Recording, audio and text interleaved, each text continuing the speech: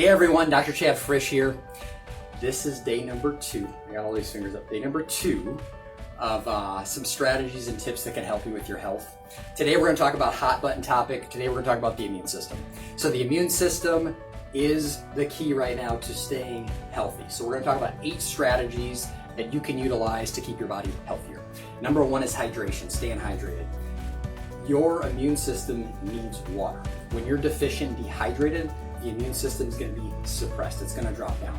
As far as amount to drink, I'd recommend if you take your body weight in pounds, so say if you have a 200-pound person, ideally you want to drink about half of that body weight in ounces. So if you're 200 pounds, you want to drink about 100 ounces. So from a perspective standpoint, there's about 128 ounces in a gallon.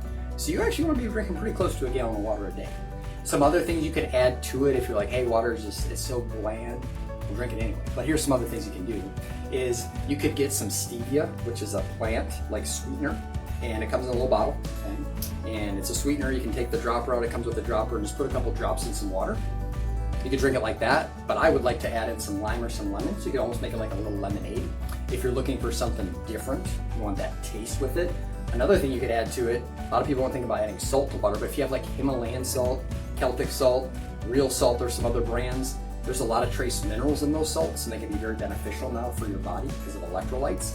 So something to consider adding in as well. So strategy number 1 is hydration. Strategy number 2, being grateful and positive. A lot of negativity right now. We have to find our way to stay positive. So, you know, the ideal thing for a lot of people is in the morning, meditating, praying, taking time out to just be at peace, be quiet, and have that time for you. But even like if you think about helping others, like trying to find ways to help others. And obviously right now, we're told not to go in contact with others. So just do what you can. It could be a phone call, it could be an email, touch base with somebody, encourage somebody, but that helps our state and our immune response. So something to consider that can help your body overall, okay? Number 3 is avoid sugar. Sugar is very inflammatory. So when you talk about inflammation again, it's going to help bring down that immune response for the body. So just something to try to minimize as much as possible. It's tough if you're staying at home and homebound right now because it's going to be something you want to go to. If you're thinking about going and trying to eat that stuff, just do your best when you go to that hydration. Drink 8-12 ounces of water before you're even going to do that. And hopefully that might satisfy a little bit. You might just be thirsty, but just try to your best to minimize that sugar intake because it does really suppress the immune system, wreaks havoc on it. Strategy number 4, sorry. Strategy number 4 is increasing your vitamin D. Best source of vitamin D is the sun, by far. So getting outside 15-20 minutes a day, could be more, but try to get that at least is going to help your body overall as far as the immune support and immune response. Foods you could have that have vitamin D, fatty fish, egg yolks, organ meats.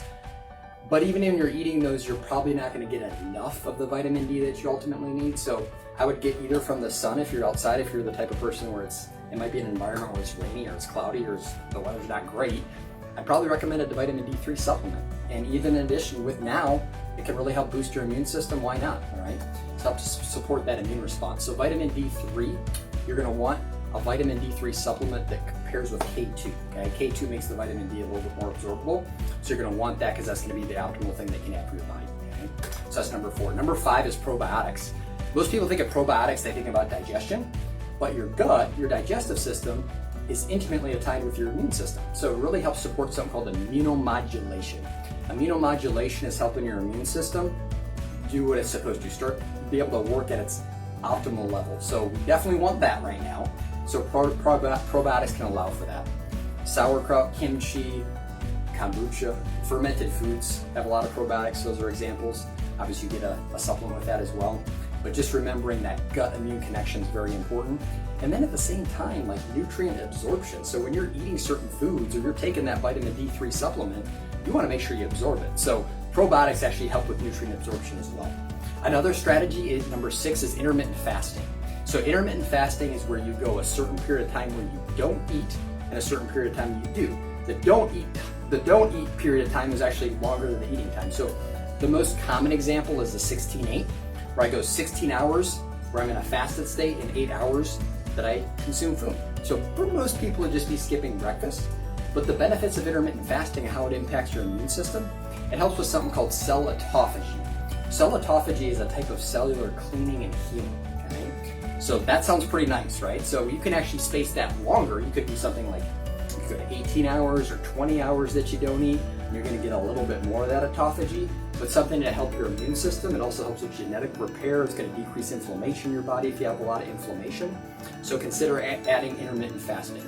Number 7 is activity, movement. It doesn't have to be this. It doesn't have to be running or even walking. It could be gardening. I want that. I can be outside. I get my vitamin D. I'm moving, but your body needs movement, you know? So movement helps oxygenate the tissues. So when you have oxygen in the tissues, it's hard for the body to become more inflamed.